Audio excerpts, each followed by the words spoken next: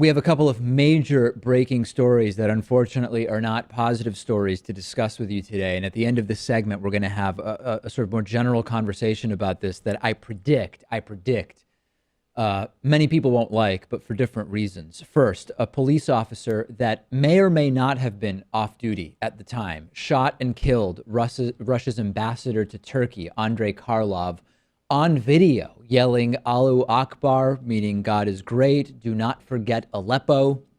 Do not forget Syria. Do not forget Aleppo. Do not forget Syria, as he opened fire. A completely shocking incident. It was caught on video as the Russian ambassador to Turkey was killed, again, named Andrey Karlov. We have video that I'm not going to play.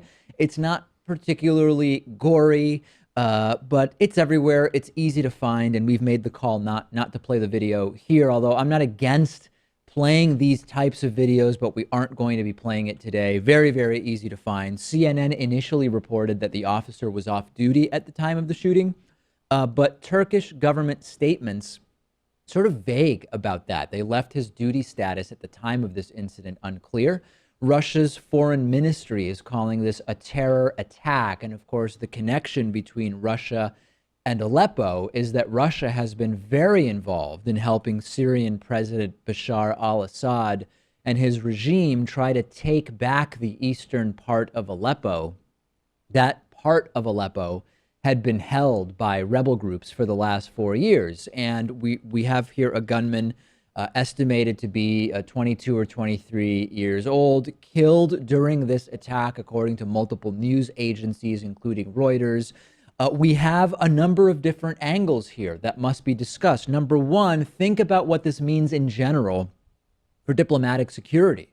Local police often work hand in hand or in partnership with Secret Service and equivalent organizations from different countries, including when the United States president goes abroad. And I've thought about this many times. What protocols are in place to ensure that no one from the local country's law enforcement or security may be compromised, or whatever the case may be, many of those individuals armed? And ultimately, Pat, I don't know that you can 100% prevent some kind of rogue foreign security or law enforcement person from doing something like this. Yeah, I don't think you can. And I think it goes without saying that the crisis in Aleppo, as bad as it is, should not be a justification for you to commit an act of vigilante justice. No. But I'm worried that this will actually be counterproductive and will leverage Russia in a way to gain sympathy for their policy in Syria. Well, there's been questions about Russian retaliation, right? Assuming that this is indeed a terrorist attack, that suggests that Russia would not do anything militarily to Turkey, because again, a terrorist attack is not an act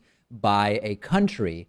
But there's another wrinkle to this, which is that according to Ankara's mayor, the assailant was an FETO member. FETO is short for Fethullah Terrorist Organization, which is a transnational Islamic movement. So again, this does raise the conversation that we've had many, many times of what is the connection between individual acts of violence or terror and religion, in particular, in this case, Islam. That's going to be a conversation that is already being had unproductively in some circles of the internet, but that needs to be had in a more productive way. I'm going to address that a little bit later, because there have been some on the left who say individual acts of terror perpetrated by Muslims, no matter what they say, don't actually have anything to do with Islam. I find that incredibly not only inaccurate, but also it's sort of like burying your head in the sand, to the extent that we have to be able to discuss all aspects of acts of terror, acts of violence, political conflicts, geopolitical conflicts, etc. And I think that out of hand saying Islam is not a factor here and it just simply does not need to be discussed. Remember, we're talking about an assailant who allegedly yelled Allahu Akbar, who was angry about Muslims being killed in a particular theater. And to ignore that reality is not going to get us closer to any solutions. I'm going to talk about that a little bit later. Thanks for watching this video. Before you watch the next one, remember, we're raising money to expand the David Pakman Show Big League, as well as expand progressive activism. Go to davidpakman.com/donate. Donations of any size are much appreciated.